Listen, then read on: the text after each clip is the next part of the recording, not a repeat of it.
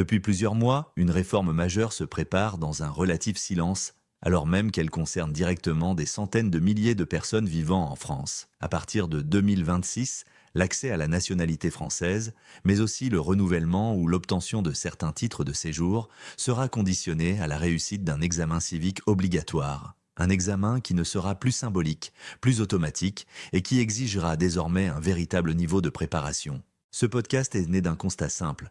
Beaucoup de candidats à la naturalisation, beaucoup d'étrangers en situation régulière, beaucoup de familles installées en France depuis parfois de très longues années découvrent cette réforme tardivement, souvent par hasard, parfois dans l'inquiétude, et presque toujours avec des informations incomplètes ou contradictoires. Entre les rumeurs, les approximations sur les réseaux sociaux et les discours anxiogènes, il devient difficile de comprendre ce qui est réellement attendu par l'administration française. L'objectif de ce podcast est donc clair. Il ne s'agit ni de dramatiser, ni de minimiser. Il s'agit d'expliquer, expliquer calmement, précisément, sans jargon inutile, ce qu'est ce nouvel examen civique, à qui il s'adresse, comment il se déroule, ce que l'État français attend concrètement des candidats et surtout comment s'y préparer intelligemment pour éviter un refus, un ajournement ou un blocage administratif. Ce podcast s'adresse à toutes celles et ceux qui sont concernés directement ou indirectement, aux candidats à la naturalisation française, aux personnes titulaires d'un titre de séjour pluriannuel ou souhaitant demander une carte de résident, aux parents qui s'inquiètent pour leur avenir administratif, aux travailleurs étrangers installés légalement en France, mais aussi à celles et ceux qui veulent simplement comprendre les nouvelles règles du jeu avant qu'elles ne s'imposent à eux.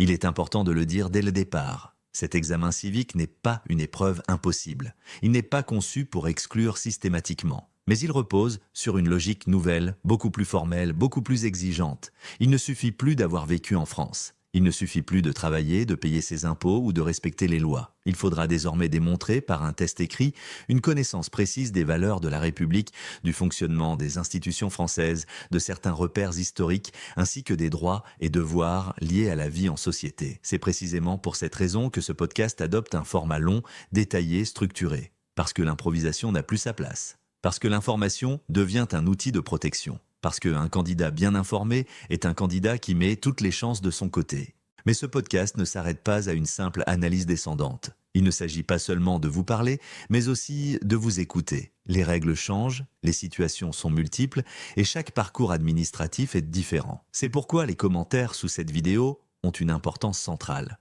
Vous pouvez dès maintenant poser vos questions directement en commentaire. Des questions concrètes, des questions pratiques. Des questions liées à Viorsica, à votre situation personnelle, à votre projet de naturalisation, à votre renouvellement de titre de séjour, à une difficulté rencontrée en préfecture ou à une incompréhension sur le contenu de l'examen civique. Ces questions ne seront pas ignorées.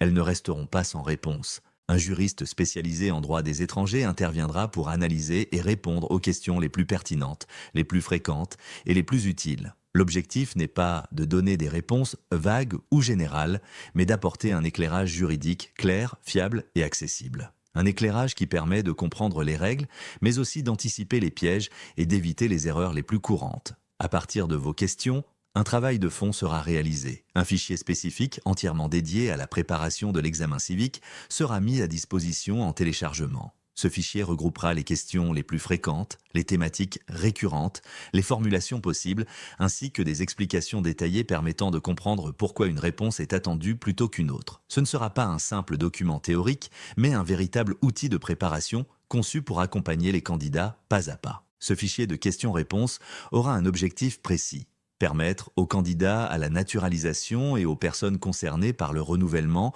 ou l'obtention d'un titre de séjour de se préparer de manière structurée, sereine et efficace. Il s'agira d'un support de travail, d'un guide, d'un repère dans un paysage administratif parfois complexe et anxiogène. Mais l'accompagnement ne s'arrêtera pas là. Une vidéo spécifique entièrement consacrée aux questions-réponses sera également publiée. Cette vidéo permettra de reprendre les interrogations les plus importantes, d'y répondre oralement, de les contextualiser et d'apporter des explications complémentaires. Elle s'adressera aussi bien aux candidats à la naturalisation qu'aux personnes concernées par le renouvellement de leur carte de séjour ou la demande de carte de résident. Cette future vidéo questions-réponses aura une vocation très claire. Préparer concrètement les candidats, leur permettre de se projeter, leur donner des exemples, leur expliquer la logique des questions, la manière dont l'administration raisonne et les erreurs à éviter absolument. Elle viendra compléter ce podcast et le fichier téléchargeable dans une logique cohérente et progressive. L'idée centrale est simple, transformer une obligation administrative en une étape maîtrisée.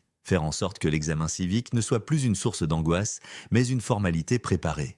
Offrir aux candidats les outils nécessaires pour comprendre, apprendre et réussir. Ce podcast marque donc le début d'une série. Une série dédiée à l'information juridique accessible. Une série qui s'appuie sur vos questions, vos retours, vos expériences. Une série qui vise à créer un espace d'échange sérieux, respectueux et utile, loin des approximations et des discours alarmistes. Avant d'entrer dans le cœur du sujet, un message important. Si vous êtes concerné par la naturalisation française, par un titre de séjour, par une carte de résident, ou si vous accompagnez un proche dans ses démarches, prenez le temps d'écouter attentivement ce podcast. Prenez le temps de poser vos questions en commentaire. Prenez le temps de télécharger les supports mis à disposition. L'anticipation est aujourd'hui la clé. Les règles évoluent, les exigences augmentent, mais l'information reste votre meilleur allié. Ce podcast est là pour vous donner les clés de compréhension. Les prochaines vidéos et les fichiers de préparation seront là pour vous accompagner concrètement. Entrons maintenant dans le sujet. Comprenons ensemble ce qu'est réellement cet examen civique obligatoire, ce qu'il change et comment s'y préparer efficacement pour sécuriser votre avenir administratif en France. Ok, attention, une date à retenir. 1er janvier 2026. C'est à ce moment-là que tout change pour des centaines de milliers d'étrangers en France. Pourquoi ? À cause d'un tout nouvel examen civique et attention, il est obligatoire. Alors on va décortiquer ensemble ce que ça implique concrètement. Et là, on ne parle pas d'un petit ajustement, c'est un changement radical. Avant, tout se jouait beaucoup sur un entretien, sur l'appréciation d'une personne, le parcours de vie. Eh bien tout ça, c'est terminé. Fini.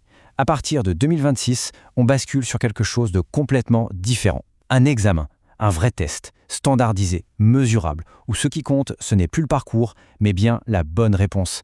C'est un changement de philosophie total. Et attention, il ne faut pas croire que c'est juste pour la forme. Le score à atteindre, c'est 80%. 80%. Pour le dire simplement, ça veut dire qu'on n'a quasiment pas le droit à l'erreur. C'est un seuil très élevé qui en dit long sur le niveau d'exigence. Une préparation sérieuse devient donc, non négociable. Ok, donc on a compris que c'est sérieux. Mais concrètement, il ressemble à quoi cet examen ? Allons voir d'un peu plus près sa structure. Parce que, on va le voir, ce n'est pas du tout un questionnaire anodin. Chaque détail compte. Alors, pour faire simple, c'est un test avec un chrono, sous la forme d'un QCM, un questionnaire à choix multiples. Mais, le point vraiment crucial, c'est celui-ci. Cet examen est formel. Ça veut dire que si on échoue, il y a des conséquences directes. On parle d'un refus, d'un dossier bloqué. Ce n'est pas juste « dommage, réessayer plus tard ». Non. Du coup, la conclusion est simple. Se préparer, ce n'est plus une option, c'est une obligation. Bon, maintenant, une question super importante. Qui est concerné ? Parce qu'il y a une idée qui circule partout, une sorte de malentendu. Il est vraiment temps de mettre les choses au clair et de voir qui exactement va devoir passer cette épreuve. L'idée qu'on entend le plus souvent, c'est que cet examen, c'est juste pour ceux qui veulent devenir français, qui demandent la nationalité. C'est bien ça ? Eh bien non, c'est complètement faux. La réalité, c'est que ça touche beaucoup plus de monde que ça. En fait, oui, bien sûr, il y a les demandeurs de la nationalité française, mais ce n'est pas tout. L'examen concerne aussi les toutes premières demandes pour un titre de séjour de plusieurs années, et aussi les demandes pour la fameuse carte de résident de 10 ans.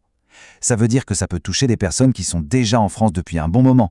L'impact est donc bien plus large qu'on ne le pense. Maintenant qu'on sait qui est concerné, voyons ce qu'il y a dans cet examen, le contenu. Il faut vraiment comprendre que la philosophie de l'État a complètement changé. Avant, on vérifiait une sorte d'intégration globale. Maintenant, on exige une preuve de connaissance avant de valider quoi que ce soit. Et cette preuve, elle s'articule autour de 4 grands thèmes, 4 piliers. Le premier pilier, sans surprise, ce sont les valeurs de la République. Liberté, égalité, fraternité, laïcité. Mais attention, ce n'est pas un simple test de mémoire. Le piège serait de croire qu'il suffit de connaître les mots. Non, l'examen va tester la compréhension de leur application concrète, souvent avec des petites mises en situation. Un exemple parfait pour illustrer ça, c'est cette phrase qu'on retrouve dans les documents de préparation officielle. La liberté d'expression n'est pas absolue. Voilà, c'est exactement ça que l'examen va chercher à vérifier. Est-ce que les nuances sont comprises ? Est-ce que les limites légales de nos libertés sont connues ? C'est bien plus subtil qu'il n'y paraît. Deuxième pilier, les institutions françaises. Là, on entre dans le concret du fonctionnement du pays. Des questions comme qui vote les lois, quel est le rôle du président, à quoi sert le Parlement. Bref, il faut avoir une connaissance de base de l'organisation politique de la France. Troisième grand thème, l'histoire et les symboles de la France. Et l'idée, ici, c'est de s'assurer qu'il y a un socle commun de référence. Des choses comme la Révolution française, la signification du drapeau bleu-blanc-rouge, l'hymne national. C'est la culture historique de base qui est évaluée. Et enfin, le quatrième et dernier pilier, ce sont les droits et les devoirs de la vie en société. Ça paraît simple dit comme ça, le respect des lois, l'école obligatoire, l'égalité entre les femmes et les hommes, ce sont des choses qui peuvent sembler évidentes, mais attention, formuler ça dans un QCM avec des réponses nuancées, ça peut vite devenir plus complexe qu'on ne l'imagine. Bon, le tableau est posé. On a vu le pourquoi, le qui et le quoi. La grande question maintenant, c'est comment on fait ? Comment est-ce qu'on se prépare pour que cet examen ne soit pas un mur infranchissable, mais juste une étape, une formalité qu'on maîtrise ? Alors là, il y a une erreur à ne surtout pas commettre. C'est de se dire « ça va, je vis en France, je connais ». C'est le piège absolu. Parce que cet examen, il ne teste pas l'expérience de vie, le ressenti. Non, il évalue des connaissances très précises, basées sur un document officiel, un référentiel. C'est la conformité des réponses qui est jugée, pas le vécu. Du coup, la bonne stratégie, elle est assez simple et elle tient en 3 étapes. Primo, il faut connaître sur le bout des doigts le document officiel, le fameux livret du citoyen. C'est la base de tout. Secondo, il faut s'habituer à la logique des QCM. C'est un exercice particulier avec ses propres pièges. Et tertio, c'est crucial, il faut s'entraîner. En conditions réelles, avec un chrono, pour apprendre à gérer son temps et son stress le jour J. Et ça m'amène au point peut-être le plus important de la préparation. Le but du jeu, ce n'est pas d'apprendre par cœur comme une poésie. Ça ne marchera pas. La clé, c'est de comprendre les grands principes. Si on a vraiment compris ce que signifie la laïcité, par exemple, on sera capable de répondre juste à 5 ou 6 questions différentes sur le sujet, peu importe comment elles sont tournées. En fait, tout le changement de mentalité est résumé dans cette idée. Prouvez d'abord que vous maîtrisez les codes et ensuite seulement votre situation pourra être régularisée. C'est ça la bascule. On n'est plus dans une logique où on accompagne l'intégration. On est dans une logique où on exige la preuve de cette intégration comme un prérequis. C'est un changement de paradigme. Donc, pour conclure, le message ne peut pas être plus clair. Se préparer, anticiper, ce n'est plus juste une bonne idée, c'est devenu une condition sine qua non. C'est désormais un élément central, peut-être même le plus déterminant du parcours en France. Et ça nous laisse avec une question de fond. Finalement, ce nouvel examen, est-ce que c'est surtout un outil pour sélectionner, pour filtrer de manière plus stricte, ou est-ce que ça définit un nouveau standard, une nouvelle barre, beaucoup plus haute pour ce que ça veut dire s'intégrer en France en 2026 ? C'est une vraie question et elle reste entière.